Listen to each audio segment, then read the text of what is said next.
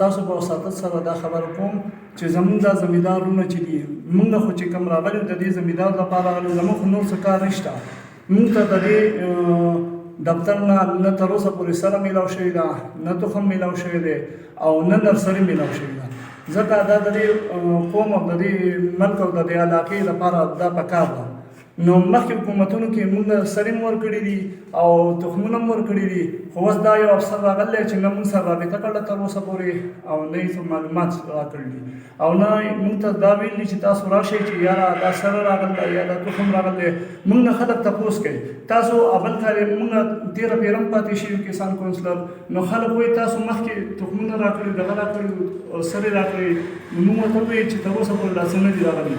هغه اوس خبر شو موږ چې هغه دوی په بلیک باندې خرڅوي، ځان له په خپل ملک باندې دغه باندې خرڅوي قیمت باندې او د علاقې نه بهر ځي. موږ ته دا معلومات نه وو، سره ته دا معلومات وشو. نو ستاسو په وساتت سره د میډیا په وساتت سره موږ دا غوښتنه کوو چې دې سره د احتساب وکړی شي.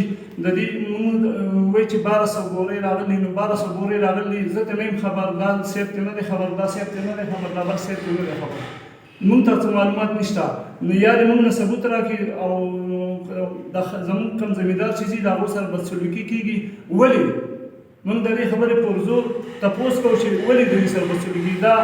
دا افسر چې کوم راغلی دی دا خو زموږ په سر باندې دی، دا د دې زمیندارو په سر باندې افسر دی. چې دا نه وي نو دی به په چا افسري کوي؟ دی په ما له پاسه افسر دی، په دې زمیندارو د دې خلکو په وساتت باندې دی افسر دی. نو چې دی نه وي نو دوی به څه دغه کوي؟ چې کسان راغلي وو د هغو په دور کې داسې مشکلات نه وو راغلي، خو کله چې دا اقبال حسین صاحب راغلی دی نو د ده په دور کې دا انګه بنګه شروع شوي دي او سره راشي تخم راشي هغه په بل طرف باندې لاړ شي چې د غلا په تنګه باندې ځي چې ګوره چا دې ورکوي او چا دې نه ورکوي. نو زه د میډیا په وساتت سره د حکومت نه دا مطالبه کوم چې زموږ دا مسلې دې حل کړی شي او فوري طور دې دا متعلقه اګریکلچر افسر اقبال حسین چې دی د دې ځای نه یا ټرانسفر شي یا دې معطل شي. دا اقبال حسین نوم دی او دلته اوس نوی راغلی دی. دلته کې زموږ سره مخکې کریم خان او د هغې نه وروسته بیا شاه عالم و. د شاه عالم نه ورپسې بل افتخار نومې ورغله. موږ خو د دې هر څه نه خبر یو، موږ خو په دې نه ناشنا یو د دې خبرو نه.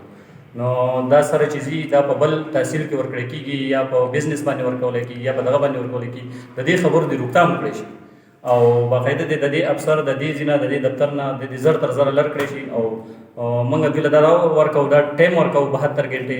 په دې 72 غنټو کې د دې ځای نه بدل کې په بدل نه کوو. موږ به ټول زمیندار د دفتر مخې ته راغلي یو او بیا به لکه دومره زمینداري چې تاسو بیا ونه وایئ چې زمیندار، او دا زمیندار به بیا د دې نه سره وړي، نه به د دې نه تخم وړي، نه به ارزان وړي، نه به ګران وړي، هېڅ به هم نه وړي. ته خو بیا افسر یې لکه ستا خو په کار ته داسې رویې چې هغه د انسانیت وي، هغه د ورورولۍ، هغه د دې زمیندارو سره په درناوی.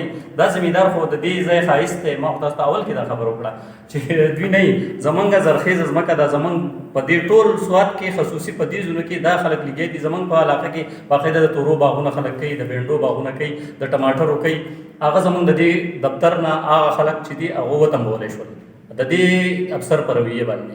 نو موږ باقاعده د حکومت نه په دې کې اندنه کوو د دې خبرې چې دا افسر دې زر تر زره د دې دفتر نه لر کړي، او که لرې نه کړو نو موږ به په دې لږ وخت کې ډېر زر د دغه مخې ته احتجاج کوو د دفتر مخې ته، او دومره زمیندار به راځي چې تاسو به ویلئ چې زمیندار څه. دا کوم مطابقه اګریکلچر افسر چې دی اقبال حسین صاحب د ده تعلق د سیر سره دی.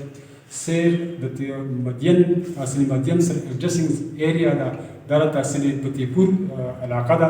چونکې دی د تحصیلي فتح پور دی، تحصیلي خوازخیل دی او د تحصیلي خوازخیل او تحصیلي مدین د یو بل سره لګېدلي دي. نو دی په خپل ذاتي اثر رسوخ باندې د دې ځای سره تخم اخلي او په تحصیلي خوازخیله کې خلکو ته ورکوي. یو خو د حکومت په دې نوټس واخلي، د دې د انکوایري وشي چې یاره په څومره تعداد کې دا سړي تخمونه هلته کې ورکړي دي. دویم خبره دا ده چې د دې نه مخکې هم دلته کې مختلف اګریکلچر افیسر راغلي دي، خو د هغو رویه د خلکو سره ډېره مهذبه وه. د ده رویه د خلکو سره ډېره زیاته غیر مهذبه ده. سپینګیري کسان راشي، زموږ تنظیم ملګري راشي، دی هغې سره ډېر سپکې سپورې وایي، هغې له دیکې ورکوي، د هغو بېعزتي کوي په دفتر کې. که دا صورتحال وي او دغه شانته کې دا افسر زموږ بېعزتۍ ته ناست وي، دا زموږ د چم ګاونډ سړی دی، دا پردی ناشنا سړی نه دی، دی په اراده باندې دا کار کوي، دی غیر ارادي دا کار نه کوي.